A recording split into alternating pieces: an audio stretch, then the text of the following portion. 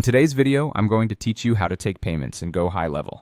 By the end, you'll have Stripe connected, a product ready to sell, and an automation that fires the moment a payment comes in. Start on your GoHighLevel dashboard. From here, open Settings. In the left menu, go to Integrations.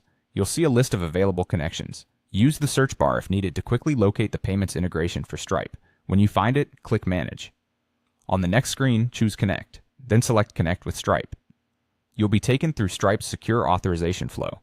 Log into your Stripe account, confirm the requested permissions, and finish the connection. If your Stripe account is new, make sure your business details are verified so you can actually process live payments. Once Stripe is connected, head back into the app and click Payments. This is your central hub for transactions. Next, open Products, then click Create Product. This is where you define what you're selling. You'll see fields for details like name, price, and billing type. Set those according to your offer and save when you're ready. If you sell subscriptions, choose a recurring pricing option. If it's a one-time charge, keep it simple with a single price. Clear naming here will help you keep reports tidy later. Now let's automate what happens after someone pays. Go to Automation, then open Workflows. Click Create Workflow and choose Start from Scratch so you're building on a clean slate.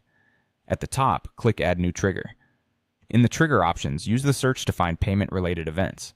Select Payment Received. This tells the workflow to start the instant a successful payment hits your account. Click Add Trigger and Save Trigger to lock it in. If you saw multiple Add Trigger prompts, that's normal. Just confirm until the trigger is saved and visible at the top of your workflow. At this point, your system can take money via Stripe and recognize that payment inside GoHighLevel.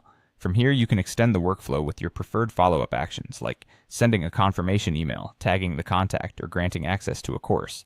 While that's optional, having the payment received trigger in place ensures everything else runs at exactly the right moment. Before you go live, consider running a quick test in Stripe's test mode to confirm the product, checkout, and trigger fire as expected.